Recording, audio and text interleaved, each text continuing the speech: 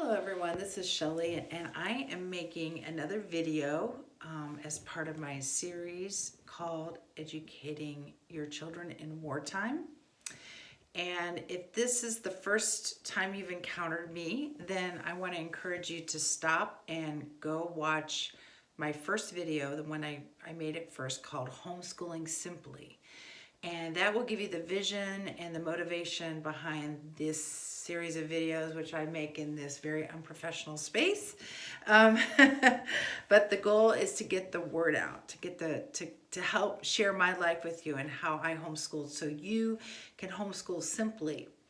And those of you who have watched my other videos, you remember that I said there are three areas that if you focus on these, you will provide your children with a really solid education. And they are reading, writing, and arithmetic.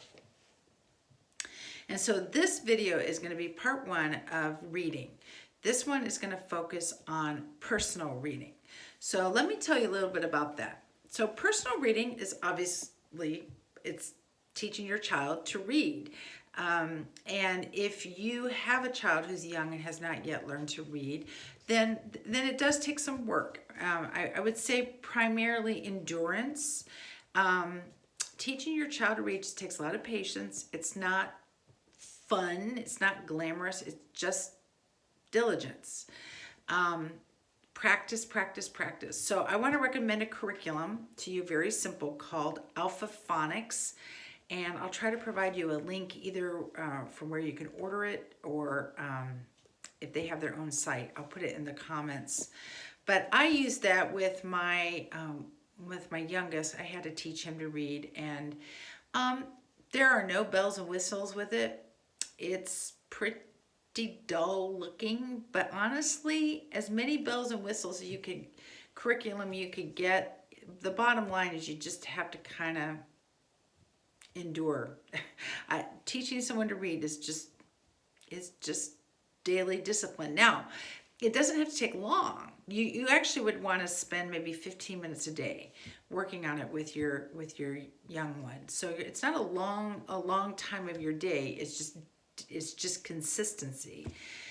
So that's where you're going to start, and then once they begin to get the reading down, then you want to feed him or her books that are gonna, readers that are gonna help develop start very basic, and then as they get it, start feeding them books that that are a little harder, and just keep pushing them. And and then eventually, hopefully they'll be reading books, with picture books, maybe with a couple sentences, and eventually you can get a paragraph in a picture book, and eventually you can move them forward into more text with the pictures, etc. So that's kind of the basic process of getting your children to read. When they begin to should demonstrate some mastery in reading, let's say they're able, you can give them Pete the cat and say, okay, I want you to read this book. This is your assignment.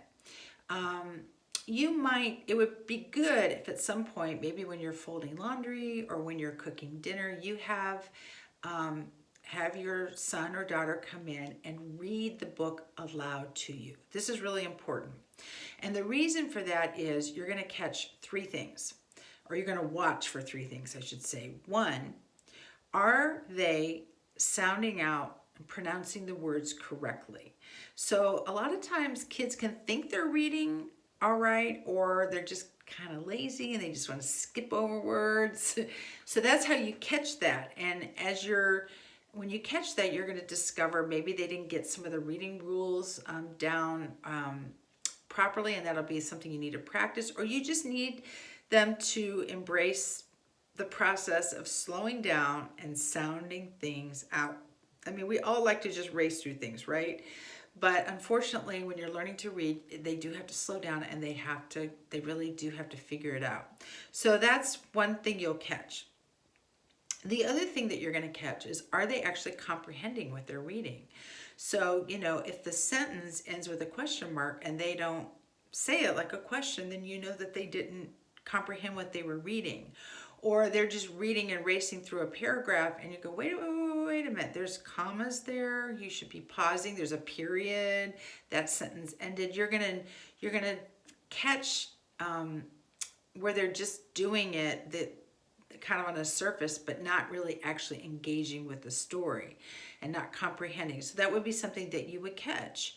And then the other thing is just how fluent are they? How well are they reading and expressing it? They need to develop fluency as they're reading, because eventually they're going to be in a situation where they're public speaking or having to read something publicly, and you want them to have some measure of fluency. You want to work with them on that. So those are 3 things that you're going to watch for, and just having them read aloud to you periodically will help you catch that. Now, when they're a new reader, this process can be laborious because obviously they're not able to read quickly, and even the material they're reading may not be the most exciting to you. And so there's different ways you can handle that. Like you could say, all right, you read one page and I'm going to read the other. And then maybe the next day you would switch it. You could have, if there is a sibling, you could ask the sibling to sit down and let him or her read to their older brother and sister. Or your spouse, if your husband comes home, say, honey, could you please sit down and let Charlie read to you? And just involve different people so to mix it up. The other thing too is if they're reading a book and they're kind of struggling through it, but they're working through it, I encourage you to have them read it. Like, don't move on. Like, let them practice that book. It could be multiple days before they move on to another book. So they have the opportunity to practice the things that they learn. And you can go and say, wait, what did I tell you about that? What did I tell you about that sound? What does it sound like? Okay, read it again. Wait, remember how that CH sound, how it starts in the word? Okay, don't forget. All right, those are things that they're getting it, and repeating is a really important component to that. So that's just those are really important things. And then as your child is growing and reading, you want to stretch him to get into material that's a little more challenging. My youngest wasn't a motivated reader, so I always had to assign things to him to challenge him. I remember when he finally kind of was getting through the picture books and was doing well, I wanted to bridge him into more of the chapter book. And so I would check out the Magic Tree House series books from the library. And oh, he loved those. He loved those so much. He would tell me the stories and the mysteries solved. And so eventually we breezed through those. And then I was like, let's do the Boxcar Children. So we did that because it's a little longer and the pictures were, between pages. And so I would just kind of work through some series that he liked. And then eventually, as he was really getting it, I could give him other books and have him read to me or come talk to me about what he read.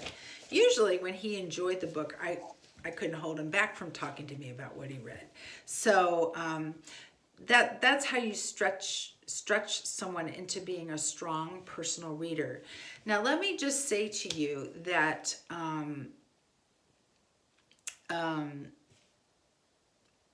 children vary in their pacing and reading, and some of it is because some are super interested and they just get it right away and they figure it out and easy peasy.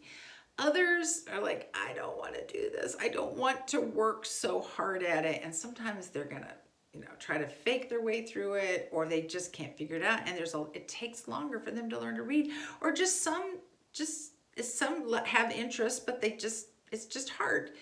I just want to encourage you, relax. It could take a year, it could take 2 years, it could take 3 years before they really get to reading. If they're hitting 2nd, 3rd grade and they are really not getting it, really not getting it, then you might need to get some outside help. There might be something a different way that they're seeing letters and patterns, and they might need some assistance with that. So, but most children if you just hang in there and follow the curriculum that you're working with and be patient, spend some time, 15 minutes every day, just sitting down and working through this with them, they will learn to read.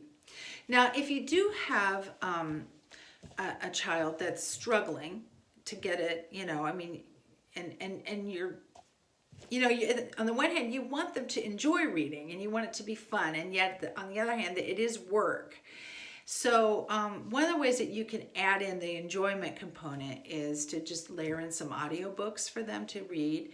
And especially if they have the same book and can follow along, you can encourage them to follow along with their finger underneath the words, and just give them the joy of a personal read to supplement that extra portion where they're having to really work at it. So those are ways that personal reading can really work. It's not hard. You just have to be consistent and diligent and patient. So I'm going to make another video talking about another part 2 of reading. We're going to talk about read aloud. So check out that video. Okay. Alrighty. God bless.